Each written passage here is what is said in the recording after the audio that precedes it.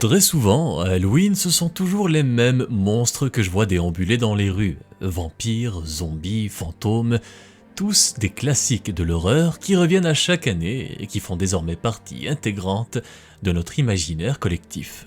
Et la raison est en réalité très simple. Cela fait maintenant des décennies, depuis l'essor du cinéma d'horreur, avec des films comme Dracula ou Frankenstein dans les années 30, que tous ces personnages ont été façonnés et transformés pour devenir des icônes du grand écran. Mais bien avant le cinéma, tous ces monstres hantaient déjà notre imaginaire, mais sous d'autres formes. Ils existaient dans le folklore, les croyances et les récits d'anciens peuples du monde entier. Mais très peu de gens se demandent d'où viennent vraiment toutes ces créatures et surtout comment elles sont passées de légendes ancestrales à symboles de l'horreur moderne. C'est pourquoi aujourd'hui nous allons remonter dans l'histoire pour découvrir les origines de certains des plus grands monstres modernes et comprendre comment, au fil des siècles, ils sont devenus les symboles incontournables de l'horreur, d'Halloween et de la culture populaire en général. Commençons tout de suite avec un grand classique, le loup-garou. La lycanthropie, c'est-à-dire la capacité ou la malédiction qui permet à quelqu'un de se transformer en loup, existe depuis très longtemps dans les croyances humaines. Et c'est pourquoi il est assez difficile de dire avec exactitude quand est-ce que toutes ces légendes ont vraiment commencé. Pour certains, les premières légendes sur les loups-garous trouvent leurs origines dans l'épopée de Gilgamesh, un poème épique très important de la mythologie mésopotamienne qui suit les aventures du héros Gilgamesh. Dans un passage de l'histoire, Gilgamesh refuse de devenir l'amant de la déesse Ishtar, car auparavant, elle avait transformé un jeune berger en loup, le condamnant à être chassé par ses amis et à s'attaquer à ses propres moutons qu'il protégeait autrefois. Plus tard, dans l'Antiquité grecque, Hérodote fut parmi les premiers à vraiment aborder le sujet de la lycanthropie. Il mentionne dans ses récits de voyage une tribu nomade appelée les Neuris, vivant au nord du fleuve Borystène, qui, selon lui, possédait des affinités particulières avec la magie et qui pouvait se transformer en loup une fois par an pour plusieurs jours avant de reprendre leur forme humaine. C'est aussi dans la mythologie grecque que l'on retrouve l'un des récits les plus célèbres de lycanthropie, l'histoire du roi Lycaon. Lycaon était un roi d'Arcadie, surtout connu pour sa cruauté. Et un jour, il reçut la visite de Zeus sous une apparence humaine pour voir si le roi était aussi impie qu'on le disait. Pour tester la divinité du visiteur, Lycaon lui servit un repas composé de chair humaine, et donc, naturellement, horrifié, Zeus transforma Lycaon en loup pour le punir, le condamnant ainsi à errer dans les forêts, symbole de sa sauvagerie et de sa perte d'humanité pour l'éternité. Plus tard, au Moyen-Âge, les loups-garous devinrent des figures incontournables du folklore européen. Les récits de métamorphose étaient souvent liés à la sorcellerie, à la malédiction ou à la punition divine. Par exemple, l'écrivain Gervais de Tilbury fut parmi les premiers à établir une connexion entre la transformation en loup-garou et la pleine lune. Il raconte l'histoire d'un chevalier, un certain Rimbaud de Pouget, qui, après s'être aventuré seul dans la forêt, fut envahi par la peur, perdit la raison et se transforma en loup. C'est ainsi que petit à petit, au fil de l'histoire, les légendes sur les loups-garous se sont transformées, passant de récits mythologiques à des histoires de malédiction, de superstition et de peur collective. Finalement, c'est grâce au cinéma que leur image moderne s'est figée. Le film The Wolfman, sorti en 1941, a popularisé la figure du loup-garou maudit, condamné à se transformer à chaque pleine lune. Depuis, de nombreux films, séries et jeux vidéo ont repris cette image, donnant au loup-garou une place centrale dans la culture populaire, entre bêtes terrifiantes et victimes tragiques. Le monstre de Frankenstein est un autre grand classique de la culture populaire, une créature à la fois tragique et terrifiante qui fascine depuis plus de 2 siècles. C'est en 1816, lors d'un été particulièrement pluvieux passé au bord du lac Léman en Suisse, que Mary Shelley, une jeune écrivaine anglaise âgée de seulement 18 ans, se voit mise au défi par le poète Lord Byron d'inventer une histoire effrayante. Elle se met alors à réfléchir à la question la plus troublante de toutes.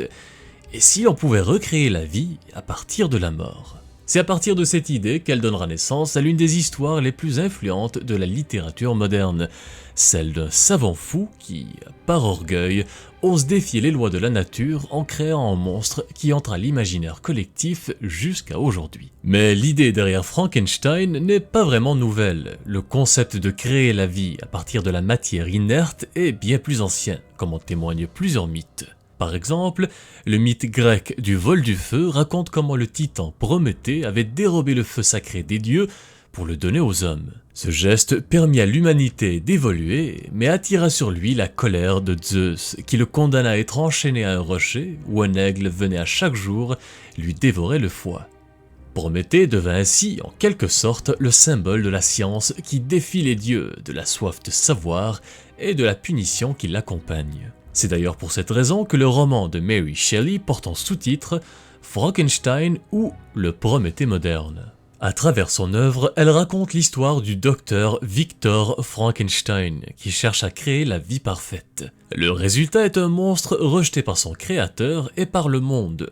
La créature sombre dans la solitude et la colère, cherchant désespérément à comprendre pourquoi elle existe. Ce qui a véritablement immortalisé l'œuvre de Mary Shelley, c'est le film Frankenstein sorti en 1931 et réalisé par James Whale. C'est dans cette adaptation mythique que le monstre prend visage, celui inoubliable de l'acteur Boris Karloff. Le monstre devient alors un symbole universel, celui de la science sans conscience, du rejet de la différence et de la quête d'humanité. Depuis, Frankenstein n'est plus seulement une histoire d'horreur, mais une véritable tragédie moderne. Aujourd'hui, ce monstre reste très populaire auprès des autres icônes du genre et on le retrouve partout comme personnage incontournable et en décoration à Halloween.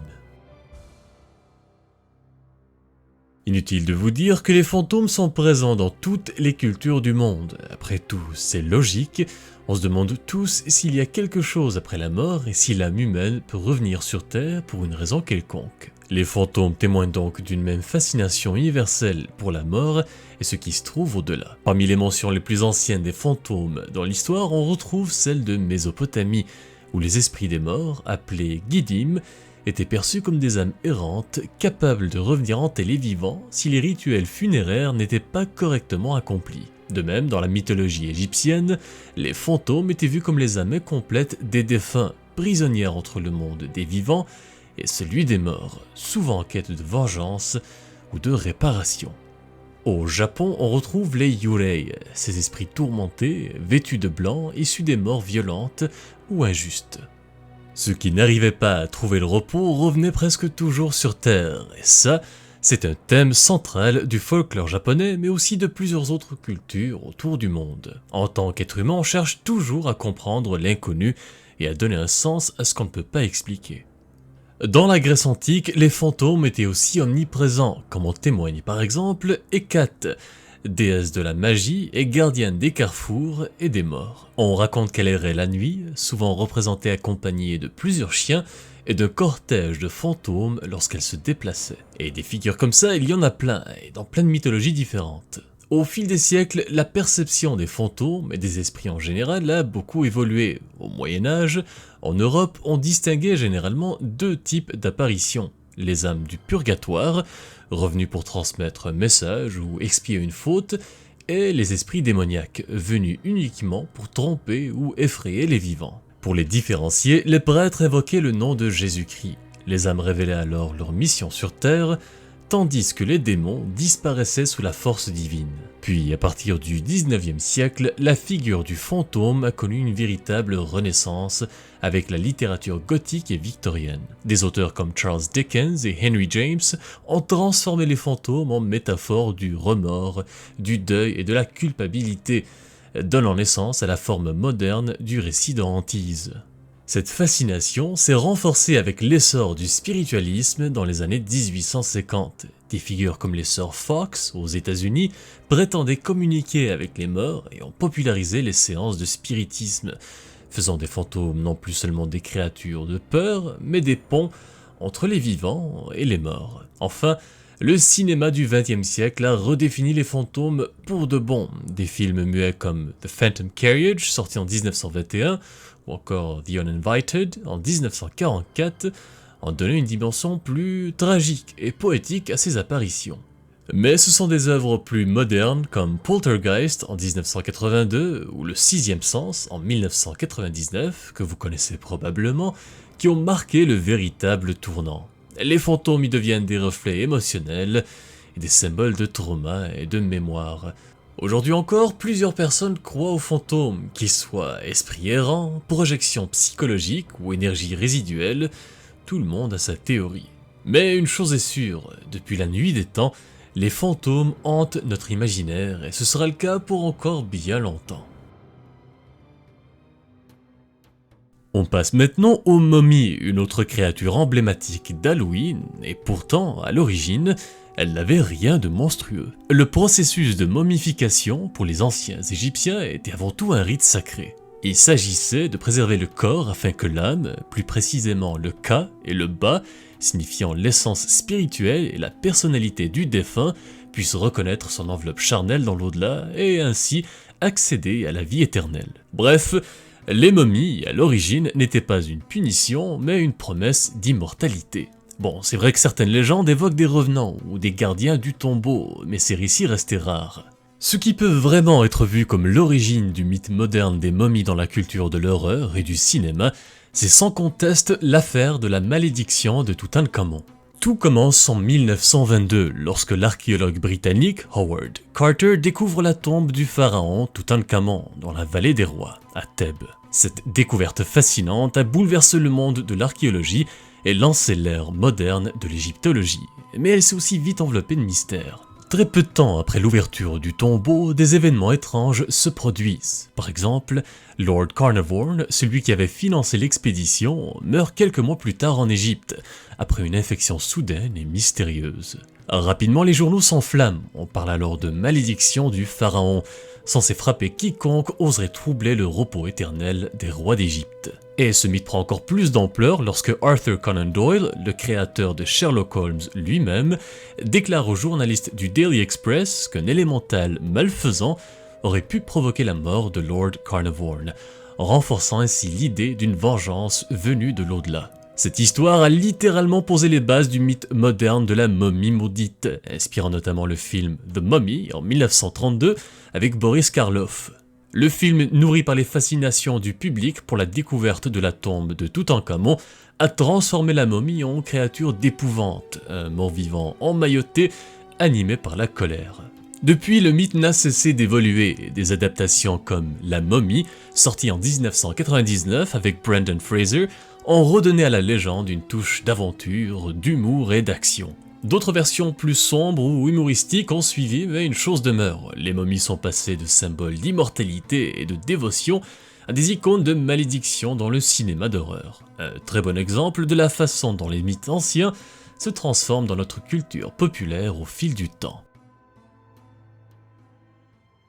Quand on pense à Halloween, les sorcières sont parmi les premières à nous venir en tête, elles ne passent jamais inaperçues. Elles sortent du lot et sont omniprésentes dans les décorations, les costumes, les films et les histoires d'horreur. Leur silhouette, chapeau pointu, balai à la main, est devenue l'un des symboles les plus reconnaissables de cette fête. Mais l'histoire des sorcières est également aussi vieille que le monde et les croyances humaines. Des femmes dotées de connaissances mystérieuses et qui manipulaient des forces invisibles pour guérir, maudire ou protéger quelqu'un ont toujours fait partie des croyances de plusieurs cultures autour du globe. C'est pour ça qu'il est si difficile de savoir exactement quand les sorcières sont apparues dans l'histoire. Mais l'un des tout premiers récits qui mentionne clairement une sorcière se trouve dans le livre de Samuel, écrit entre 1931 et 721 avant Jésus-Christ.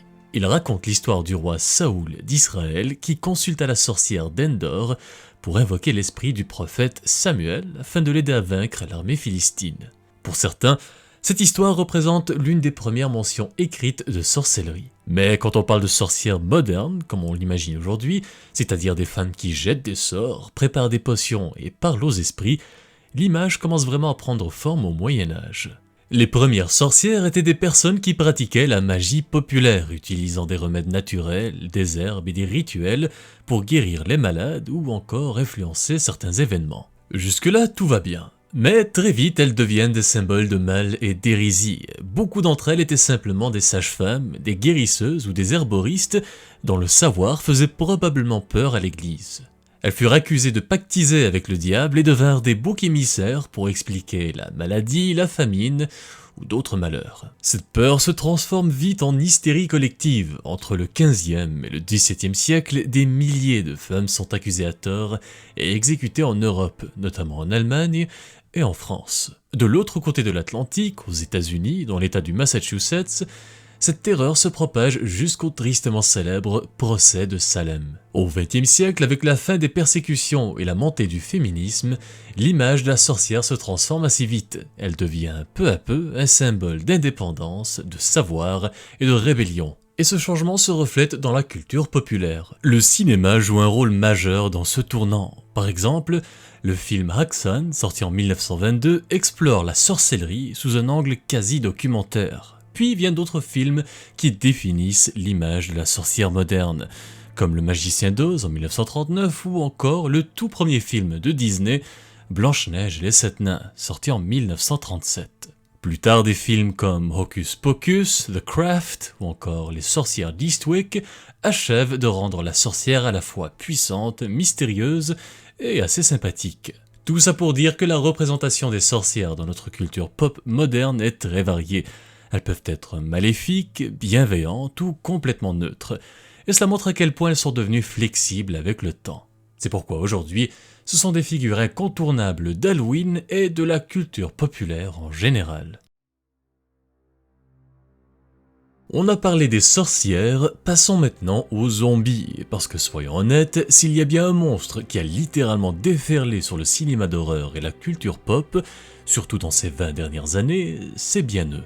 Mais encore une fois, l'idée de mort-vivant est loin d'être nouvelle. Elle remonte à des croyances très anciennes où les frontières entre la vie et la mort n'étaient pas toujours bien définies. En Mésopotamie, on trouvait déjà des récits de morts revenant en télévivants, et pareil, dans la mythologie grecque, on les craignait tant qu'on enterrait certains corps avec des pierres lourdes posées sur le torse pour les empêcher de sortir de leur tombe si jamais ils se réveillaient. Mais bien évidemment, ce qui a popularisé le mythe des zombies modernes, c'est surtout les croyances du vaudou haïtien.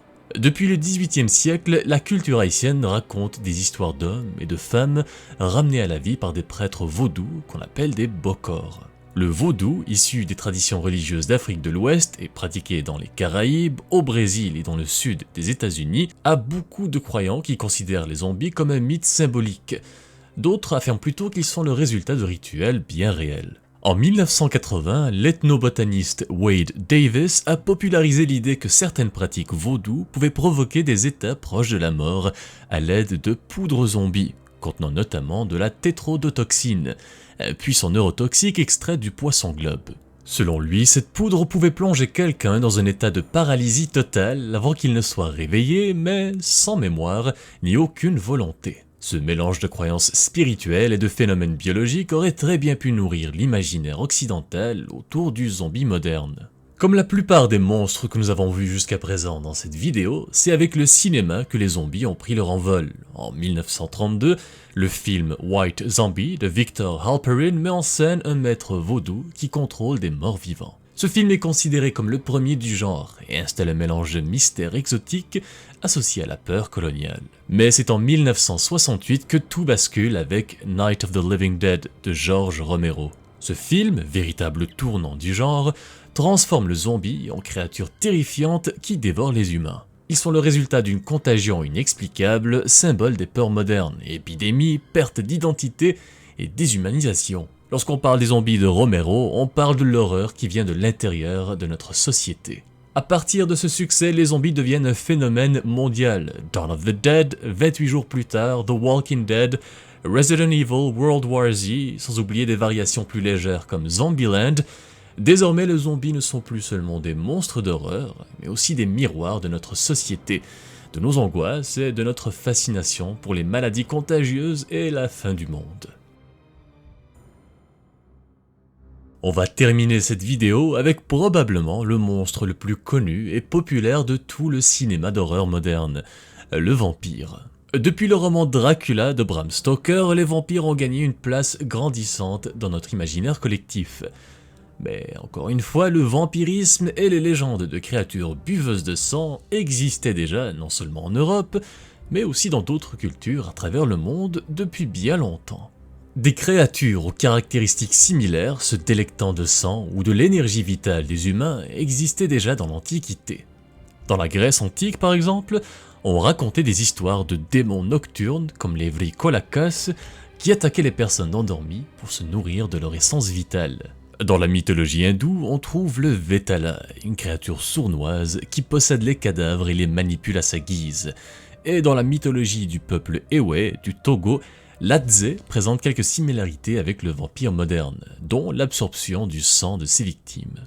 Tout ça pour dire que le concept du vampire existait déjà depuis des millénaires, mais ce n'était pas encore le vampire classique auquel on est tous habitués aujourd'hui. J'en avais déjà parlé dans la vidéo précédente consacrée aux Strigoi. Quand on pense aux vampires modernes, on pense tout de suite à ces créatures nocturnes issues du folklore de l'Europe de l'Est, justement comme les Strigoi roumains ou les Moroi.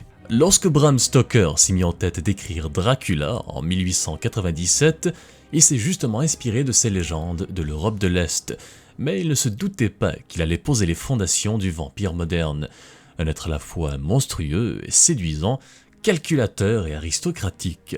Son roman synthétise des siècles de mythes et de superstitions en une seule figure, le comte Dracula, un vampire présent depuis des siècles et qui incarne le danger, le désir et l'immortalité. Plus de 20 ans après, en 1922, le cinéma s'empare du mythe avec le film Nosferatu, réalisé par Murano. Le film, bien qu'adapté librement du roman Dracula, impose pour la première fois sur le grand écran l'image terrifiante du vampire cadavérique et sinistre.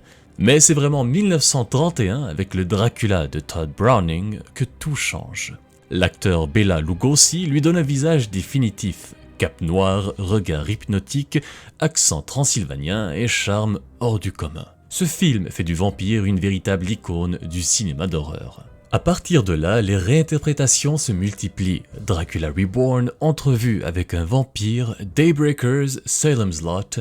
Chaque époque réinvente le vampire à sa manière, selon ses angoisses, ses désirs et sa vision du monde. Tantôt monstre terrifiant ou héros tragique, tantôt symbole de rébellion, le vampire, comme tant d'autres monstres, est devenu un miroir de l'humanité elle-même. Et c'est justement ce qui les rend si fascinants, parce qu'au fond, derrière chaque monstre, il y a une idée qui évolue avec l'histoire de l'humanité.